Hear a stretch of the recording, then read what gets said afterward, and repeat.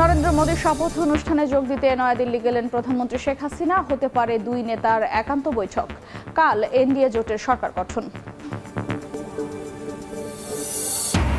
ঢাকার উড়াল সড়কের নিচে পড়ে আছে ২০৭ একর জমি। ওয়ার্কশপ, গুদাম সহ যে যার মতো করছে ব্যবহার। জনকল্যাণে কাজে লাগানোর সুযোগ থাকলে উদাসীন সিটি কর্পোরেশন। কোরবানি সামনে রেখে তৎপর জাল টাকার কারবারিরা। রাজধানীর কদমতলীতে কারখানার সন্ধান। ডিবির অভিযানে সরঞ্জাম জব্দ, আটক ৪। এবং নানামুখী চাপের মধ্যেও রাজস্ব আয়ের রেকর্ড। চট্টগ্রাম কাস্টম হাউসে ১১ মাসেই আদায় ৬২,০০০ কোটি টাকা। বন্দরে কন্টেইনার ও কার্গো হ্যান্ডেলিং বেড়েছে কয়েক গুণ।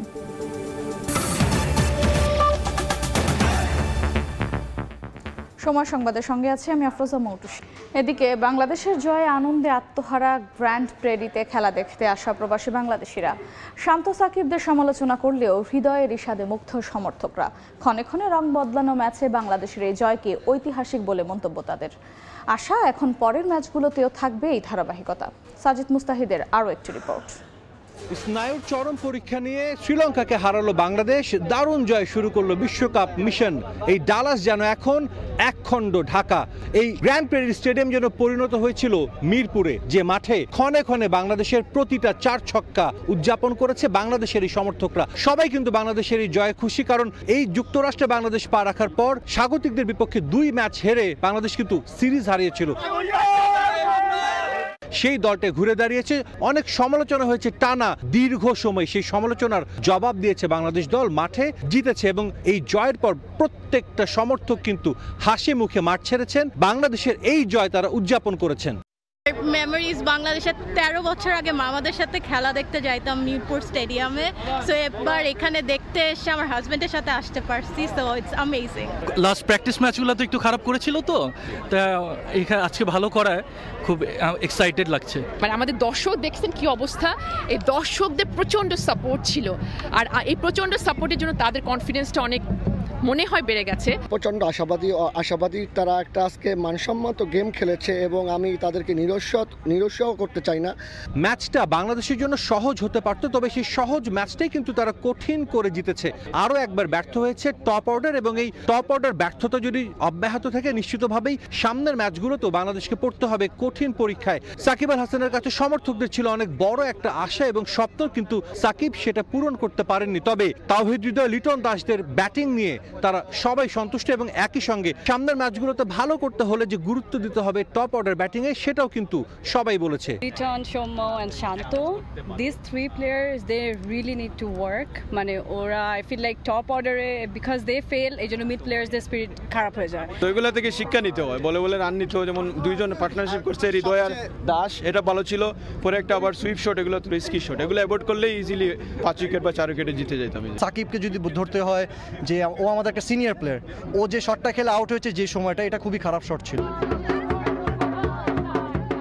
ডালাস থেকে বাংলাদেশ দলের পরবর্তী গন্তব্য নিউ ইয়র্ক। সেখানে টাইগাররা লড়বে সাউথ আফ্রিকার বিপক্ষে, এবং সেই ম্যাচটা জিতলেই বাংলাদেশ দল পা দিয়ে রাখবে সুপার 8-এ। ডালাসে যেভাবে সমর্থন দিয়েছে সমর্থকরা, ঠিক একইভাবে নিউ ইয়র্কেও বাংলাদেশ দল সমর্থন পাবে, এমনটাই প্রত্যাশা সবার। ডালাস থেকে সাজিদ মুস্তাহিদ, সময় সংবাদ, যুক্তরাষ্ট্র। উল্লাসে মাতোয়ারা দেশের সমর্থকরাও। বাংলাদেশের ম্যাচ চলাকালীন স্নায়ু চাপে ভুগতে হবে না, তা হতেই পারে না। তবুও শেষ পর্যন্ত শ্রীলঙ্কার বিপক্ষে ম্যাচ জিতেছে টাইগাররা, এটাই বড় স্বস্তি। ম্যাচ শেষে বিজয় উল্লাসে মেতেছে বিভিন্ন স্থানে বড় পর্দায় খেলা উপভোগ করা দর্শকরা। 100 খুশি, 100 খুশি ভাইয়া। আমরা হতাশার ভিতরে ছিলাম, কিন্তু হতাশা মাহমুদুল্লাহ রিয়াজ হতাশা দূর করে দিয়েছে বাংলাদেশকে বিজয় করে। পরপর 2 বলে 2 উইকেট যাওয়ার পরে মানে অসম্ভব লেভেলের ভয় পাইছি, কিন্তু যখন মাহমুদুল্লাহ রিয়াজ ছিল ওই ভরসার জায়গাও ছিল যে বাংলাদেশ এই ম্যাচ জিতবে। বাংলাদেশ বোলিং খুবই ভালো করেছিল, আমরা 125 রান থেকে খুবই আশাবাদী ছিলাম। বাংলাদেশের খেলা দেখবেন, আপনার প্রেশার হাই হবে না, আপনি স্ট্রোক করার মতো অবস্থা ফেস করবেন না, এমন তো হয় না। ভারতের প্রধানমন্ত্রী হিসেবে নরেন্দ্র মোদীর শপথ গ্রহণ অনুষ্ঠানে যোগ দিতে নয়াদিল্লি পৌঁছেছেন প্রধানমন্ত্রী শেখ হাসিনা। সকাল 10টার পর হযরত শাহজালাল আন্তর্জাতিক বিমানবন্দর ছাড়েন প্রধানমন্ত্রী। এর আগে বিমানবন্দরে প্রধানমন্ত্রীকে বিদায় জানান আওয়ামী লীগ সাধারণ সম্পাদক ওবায়দুল কাদের সহ দলের সিনিয়র নেতারা। ছিলেন মন্ত্রিপরিষদ সচিব এবং 3 বাহিনীর প্রধানরা। প্রধানমন্ত্রী আগামীকাল উপস্থিত থাকবেন নরেন্দ্র মোদীর অভিষেক আয়োজনে। অনুষ্ঠানে যোগদান শেষে 2 দেশের প্রধানমন্ত্রীর মধ্যে একান্ত বৈঠক অনুষ্ঠিত হওয়ার কথা রয়েছে। এরপর ভারতীয় প্রেসিডেন্টের আয়োজিত নৈশভোজে অংশ নেবেন শেখ হাসিনা। এছাড়া সফরকালে বিভিন্ন দাপ্তরিক কাজ সম্পাদন এবং রাষ্ট্রীয় কর্মসূচিতে অংশ নেবেন শেখ হাসিনা। সোমবার সন্ধ্যায় নয়াদিল্লির পালাম বিমানবন্দর থেকে ঢাকার উদ্দেশ্যে রওনা করবেন প্রধানমন্ত্রী।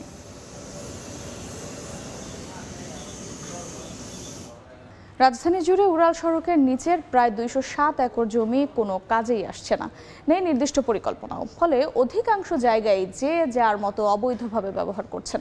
সিটি কর্পোরেশনের উদাসীনতায় সুফল পাচ্ছেন না নগরবাসী। রাশেদ বাপ্পির রিপোর্ট।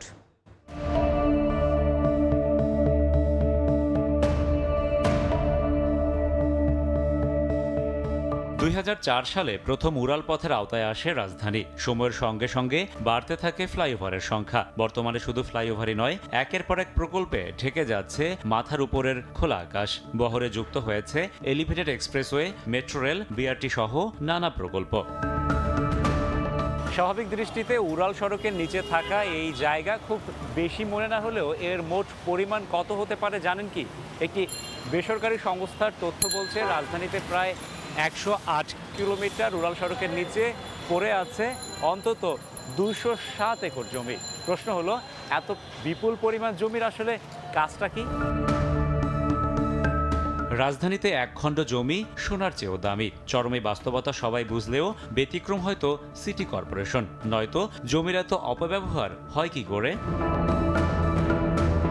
সুনির্দিষ্ট কোনো পরিকল্পনা না থাকার সুযোগে উড়াল সড়কের নিচের অধিকাংশ জায়গায় এখন ব্যবহার হচ্ছে যেমন খুশি তেমন সাজের স্টাইলে। এই জায়গাগুলো যার যার মতো সে দখল করে বসে আছে। সরকার এরকম বিঘা বিঘা জমি ফালা রাখছে, এখানে অনেক কিছু করা যায় ইচ্ছা করলে।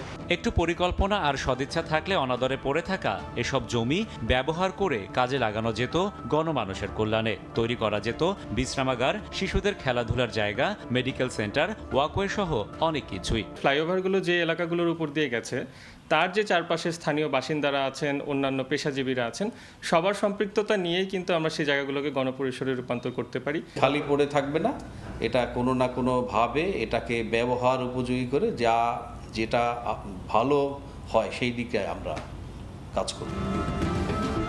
শুধু রাজধানী নয়, দেশের অন্যান্য শহরগুলোতেও প্রয়োজনের তাগিদে ক্রমেই বাড়ছে উড়াল সড়ক। আর তাই সামনের দিনে এমন পরিকল্পনা বা প্রকল্প হাতে নেওয়ার আগে শুধু উপরের সড়ক নয়, নিচের জায়গাটুকুরও সর্বোত্তম ব্যবহার নিশ্চিতের বিষয়টি পরিকল্পনায় যুক্ত করার পরামর্শ বিশেষজ্ঞদের। রাশেদ বাপ্পি, সময় সংবাদ, ঢাকা। নানামুখী চাপের মধ্যেও চলতি অর্থ বছরের 11 মাসে 62,000 কোটি টাকা রাজস্ব আদায় করে রেকর্ড গড়েছে চট্টগ্রাম কাস্টম হাউস, যা গত অর্থ বছরের চেয়ে 6,000 কোটি টাকা বেশি। শাখাউত ত্রিপুর ক্যামেরায় বিস্তারিত জানাচ্ছেন কমল দে। চলতি অর্থ বছরের শেষ হতে আরো অন্তত 23 দিন বাকি থাকলো ইতিমধ্যে রাজস্ব আদায়ের রেকর্ড গড়েছে চট্টগ্রাম কাস্টম হাউস। 70,573 কোটি টাকা লক্ষ্যমাত্রার বিপরীতে রাজস্ব আদায় হয়েছে 62,024 কোটি টাকা। গত অর্থ বছরে আদায় হয়েছিল 61,632 কোটি টাকা। বিশ্বমন্দায় অর্থ বছরের শুরুতে আমদানি রপ্তানি বাণিজ্যে ধস নামলো, শেষের দিকে এসে অনেকটা কাটিয়ে উঠেছে। সবকিছু বাণিজ্য একটু পজিটিভ ধারায় আসাতেই আমরা আমাদের গত বছরের যে আদায়কে আমরা ইতিমধ্যেই অতিক্রম করতে পেরেছি। রাজস্ব আদায়ের মতো গতি ফিরেছে চট্টগ্রাম বন্দরের কন্টেনার এবং কার্গো হ্যান্ডেলিংও। তবে পণ্য আসার পরিমাণ বাড়লো, কিছুটা কমেছে জাহাজ আসা। বড় সাইজের কার্গো আসলে তাদের যদি ফুল ক্যাপাসিটি নিয়ে জাহাজ আসে তাহলে জাহাজ কম আসতেই পারে। বেসরকারি 21টি অফডকের তথ্য অনুযায়ী গত 11 মাসে রপ্তানির পরিমাণ 1% বাড়লো, আমদানি বেড়েছে অন্তত 16%। ব্যবসা বাণিজ্য আবার যে জোরদার হচ্ছে, আমদানির এই ভলিউম বৃদ্ধিটা তারই পজিটিভ পরিচায়ক। বাংলাদেশ শিল্পের কাঁচামালের পাশাপাশি বিপুল পরিমাণ জ্বালানি তেল এবং ভোগ্যপণ্য আমদানি করে, আর রপ্তানি পণ্যের অধিকাংশই তৈরি পোশাক। রাশিয়া ইউক্রেন যুদ্ধের প্রভাবে গত 2 বছর ধরে বিশ্বজুড়ে চলছে অর্থনৈতিক মন্দা। শুরুর দিকে বাংলাদেশেও এই মন্দার প্রভাব পড়েছিল। বিশ্ব এখনও সেই মন্দা কাটিয়ে উঠতে পারেনি। তারপরও নানা কৌশলে চাঙ্গা হচ্ছে বাংলাদেশের আমদানি রপ্তানি বাণিজ্য। কমল দে, সময় সংবাদ, চট্টগ্রাম। রাজধানীর কদমতলীর দনিয়া এলাকা থেকে জাল নোট তৈরি চক্রের মূল হোতা ও ক্রেতা সহ 4 জনকে গ্রেফতার করেছে মহানগর গোয়েন্দা পুলিশ। সকালে গোয়েন্দা বিভাগের লালবাগ জোনের বিশেষ অভিযানে প্রায় 1.5 কোটি টাকার জাল নোট সহ বিপুল পরিমাণ ভারতীয় রুপিও উদ্ধার করা হয়। জব্দ করা হয় নোট তৈরি সরঞ্জাম। পুলিশ জানায় চক্রটি গত 15 বছর ধরে এই কাজ করে আসছে। এর আগে 2 বার গ্রেফতার হলেও জেল থেকে বেরিয়ে আবারও একই কাজ শুরু করে তারা। পুলিশ জানায় আসছে কোরবানির ঈদকে সামনে রেখে দেশের বিভিন্ন এলাকার হাটে এসব জাল টাকা ছড়িয়ে দেওয়ার পরিকল্পনা ছিল চক্রটির। তার কালার কম্বিনেশন, তার কাগজ তৈরি করে এত নিখুঁত যে বাজারে তার জাল টাকার চেয়ে বেশি কাটতি অন্য কারো নাই। সে অনেক দিন ধরেই আমাদের কাছে ধরা পড়েছিল। সাম্প্রতিককালে 2018 সালে তাকে আমরা গ্রেপ্তার করেছি, 13 সালে গ্রেপ্তার করেছি, 20 সালেও গ্রেপ্তার করেছিলাম। তারপরে গ্রেপ্তার এড়াতে সে মোটামুটি ঢাকা শহরকে ছেড়ে দিয়ে সে বাগেরহাট এবং খুলনা অঞ্চলে আভিজাত্যপূর্ণ এলাকাতে সিসি ক্যামেরা দিয়ে সেইখানে নিরাপত্তা বলয় তৈরি করে জাল টাকার ব্যবসা করত। ঈদের কেনাকাটায় মূল্য ছাড় ও আকর্ষণীয় অফারের ছড়াছড়ি। এবার ঈদের পোশাক, জুতা, জুয়েলারি সহ বিভিন্ন পণ্য কেনাকাটায় 70% পর্যন্ত ছাড় দিচ্ছে বিকাশ। ঈদ উল ফিতরের রেশ কাটতে না কাটতে আয়োজন শুরু ঈদ উল আজহার। এই ঈদে পোশাকের চাহিদা অনেকটা কম থাকলেও উৎসবের আনন্দে পিছিয়ে নেই ফ্যাশন হাউসগুলো।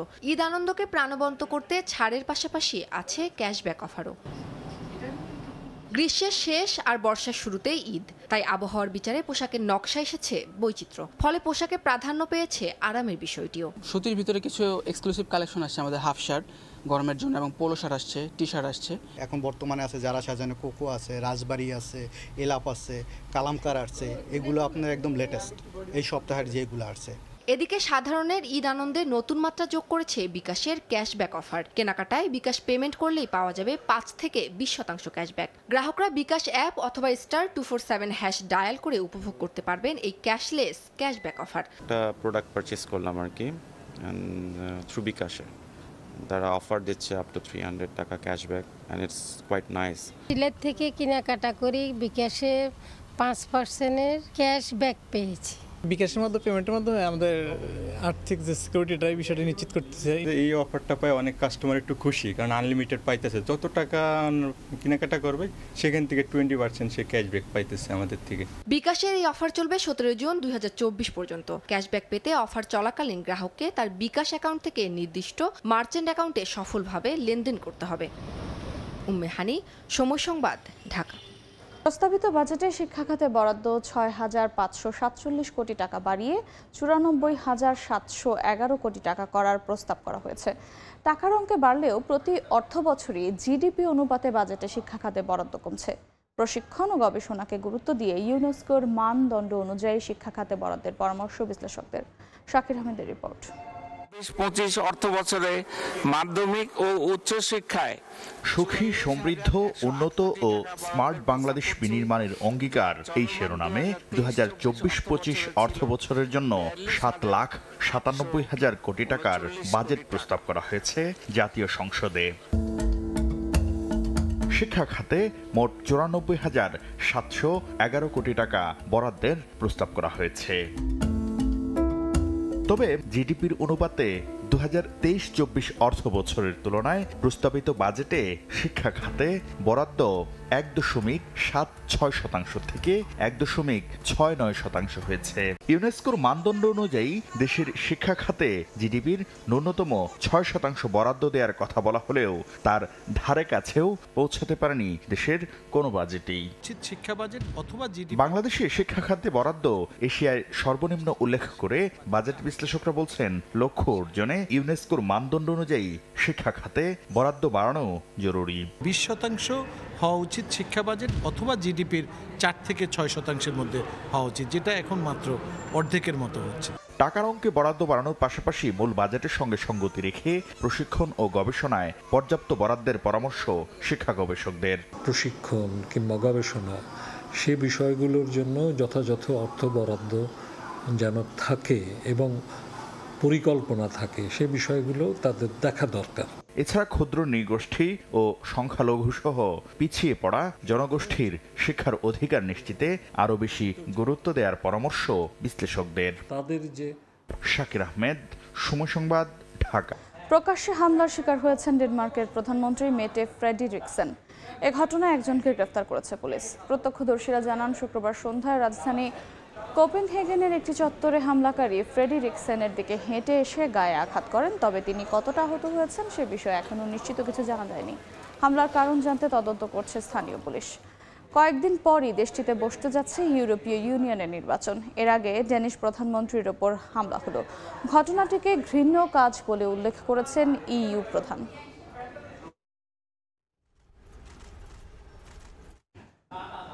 এ পর্যায়ে শীর্ষ সংবাদগুলো জানিয়ে দিচ্ছি আরেকবার। নরেন্দ্র মোদীর শপথ অনুষ্ঠানে যোগ দিতে নয়াদিল্লিতে প্রধানমন্ত্রী শেখ হাসিনা। হতে পারে দুই নেতার একান্ত বৈঠক। কাল এনডিএ জোটের সরকার গঠন। এবং ঢাকার উড়াল সড়কের নিচে পড়ে আছে 207 একর জমি। ওয়ার্কশপ, গুদাম সহ যে যার মতো করছে ব্যবহার।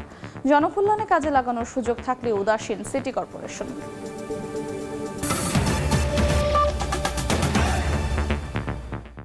এই ছিল সময় সংবাদে। এরপর খেলার সময় সঙ্গে থাকবেন তাজিন খন্দকার। মোটুসি, আপনাকে ধন্যবাদ। খেলার সময় নিয়ে ফিরছি কিছুক্ষণ পর, সঙ্গে থাকুন সময়ের।